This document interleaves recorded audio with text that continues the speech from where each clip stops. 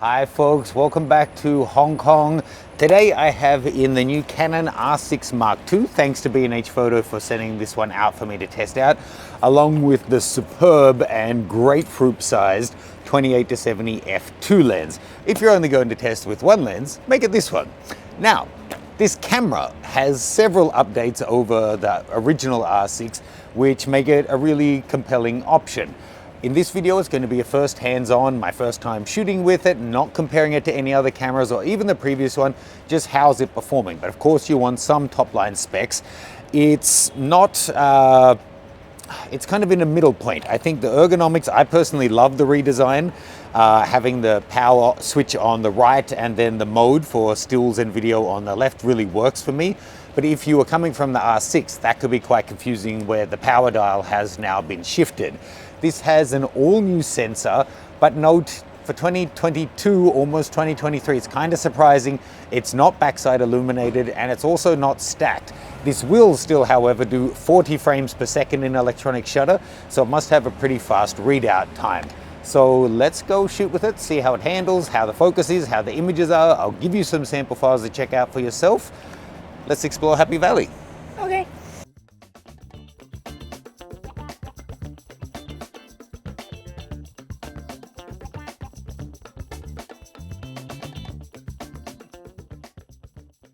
And I have to say, when I shoot with pretty much any brand, I just can't help myself being so familiar with Nikon. I'm always thinking, how does it stack up to the Z9? Sometimes that's fair, sometimes I'm using something way more expensive, sometimes much cheaper, and I have to put that down. I have to say this, as a mid-range camera, the autofocus detection and tracking is really freaking good.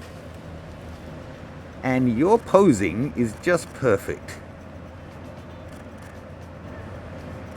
Oh, I love how this guy renders and your hair backlit like that. Very, very beautiful. La! Okay, help me up. Thank you. Thank you. You're very strong. I'm so old and fat. No.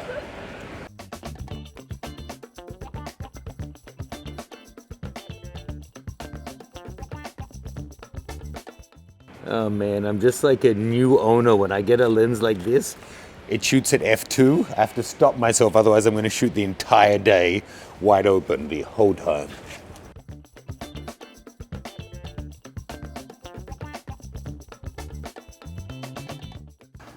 Now, this is not really a test of any camera, just walking around the streets taking simple portraits, but this is a way that I commonly test cameras, and we're shooting in backlighting, soft lighting, hard lighting, bringing flare into the shot. So it's a nice way to just kind of familiarize yourself with the new camera, getting familiar with the controls, the menu layout, that kind of thing, before we go in to do some more in-depth testing.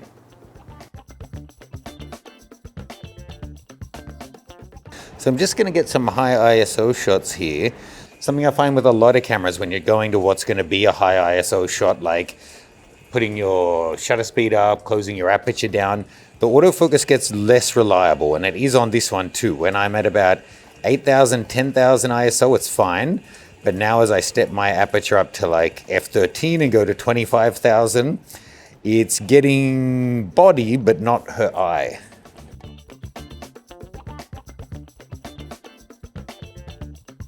So it's actually been over a week since we filmed that first part with Felicia. I've looked at the files. I really think this is producing just beautiful image quality. Do check out the sample files that I'll make available below. One of the things that I'm really looking to test on this, it says that the R6 II has brought on more of the machine learning and AI technology and just the general autofocus wizardry from the R3, which should mean better acquisition and tracking than we've seen on the previous Canons other than the R3. So I want to test that out. I've got two models coming in that we're going to shoot with today for a little bit of fitness, see how this guy goes. But spoiler alert, whilst the $2,000 to $2,500 market for full frame cameras is really crowded, I think this may be the best option out there. We'll talk more about it after I've done a bit more testing.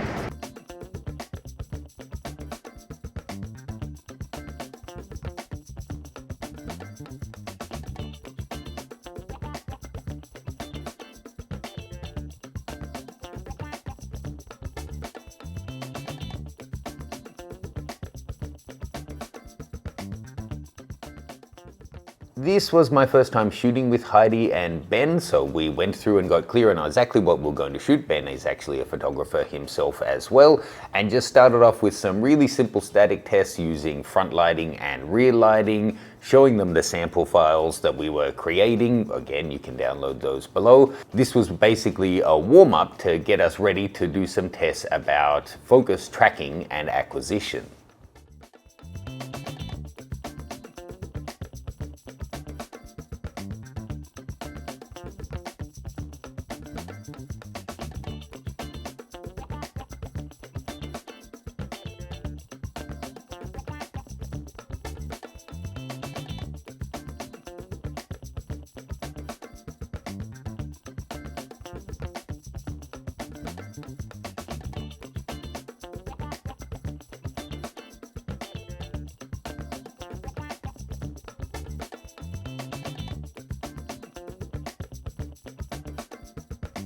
As we headed to a graffiti area to shoot some static portraits, we were crossing a road on an overpass and found that it gave a really nice frame, so I got the two of them to pose together.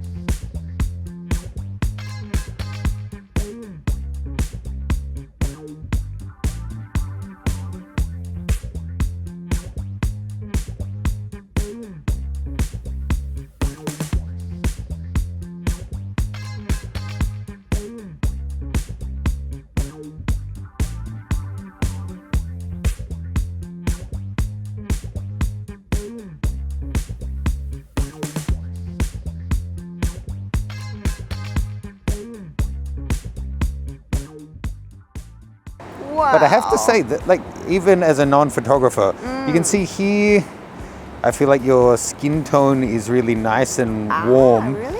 But then here, you look kind of a little bit cool and green, and we didn't move. So I think the white balance on this camera is a little bit inconsistent. To be fair, we were in reflected light, backlight, and then fluorescent light from the car park. So it is challenging, but there was quite a big variation considering we didn't move or change any camera settings.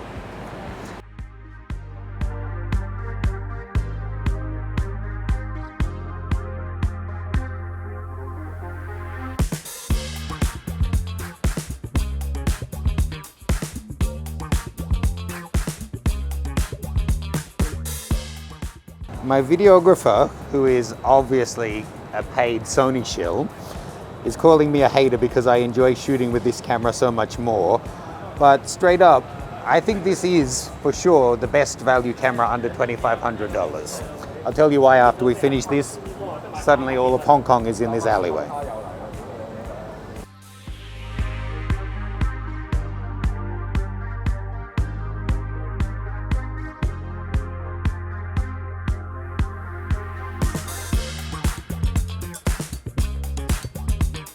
This footage that you're seeing was filmed on the R6 Mark II, and no surprise, it's coming up beautifully.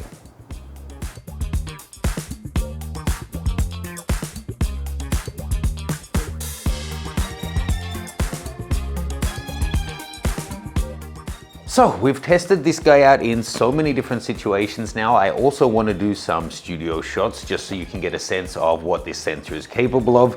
This lens is an absolute beast. I could probably shoot it mostly wide open, but I'll get some wide open as well as stop down. The only other thing I feel like we haven't really tested in terms of image quality is the dynamic range of the sensor. So I'll also get some really contrasty shots here. So then you can download the sample files and see how you go with recovering highlights and shadows. I'll intentionally give you shots that have, you know, well under or overexposed parts of the scene so you can explore those. So let's jump in here. We're using manual strobes and get a couple of test shots.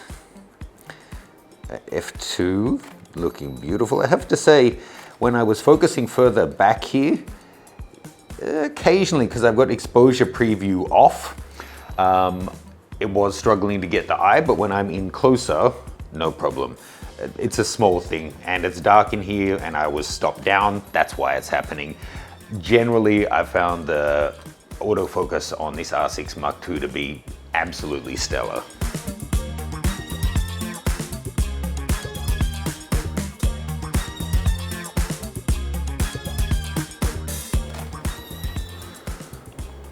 Not too shabby.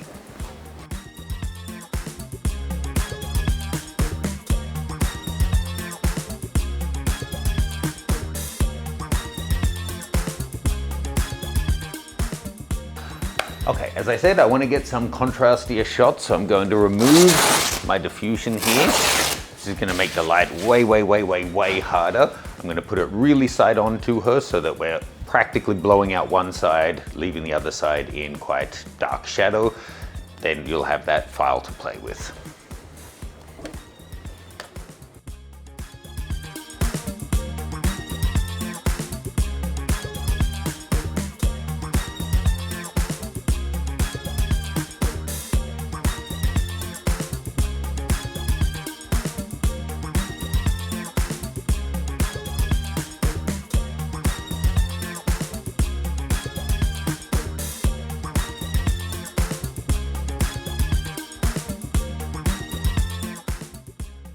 Let's head back to the desk and wrap this guy up.